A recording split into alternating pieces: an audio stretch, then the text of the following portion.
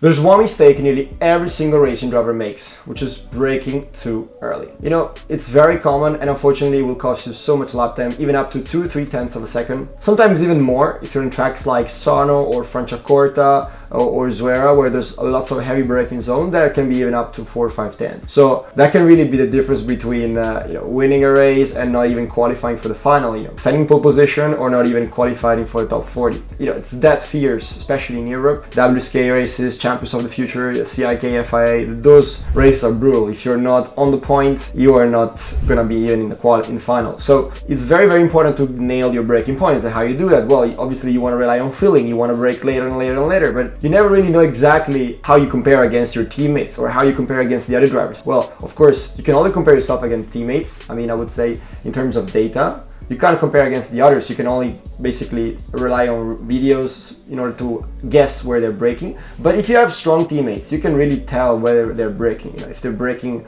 a couple of meters earlier or a couple of meters later, which is what you don't want to. But in this case, if they do, it's good because you have an idea where they are braking. So you know that next time around, you want to brake 2 meters later. And ideally even 3 meters later, because if the track gets faster, you want to brake where they brake, but even later, because you know that once you're going to download the data, you see that they have pushed forward a braking point, which is very important, by the way.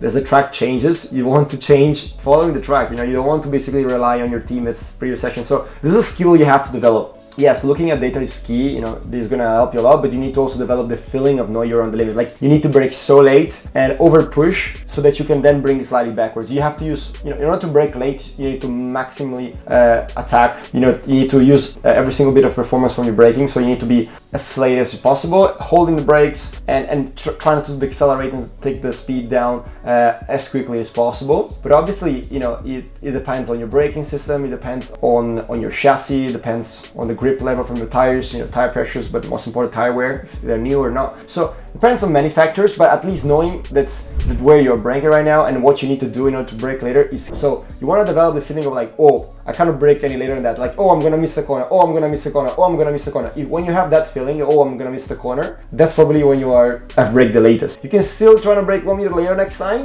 and you probably still be able to make the apex. Then probably that is the point where you should brake, and then you have to repeat it every time. That's not easy. That's why you need to have a braking point, a reference, right? And ideally, you need to push it forward. I mean, in cars, it's much easier to have a braking point reference because you basically have the 50 meters board, the 100 meters board, 150 meters board. You can even rely on some references, like the curbs on the left, which you can do basically too in karts. You can use the curbs on like your entry curbs when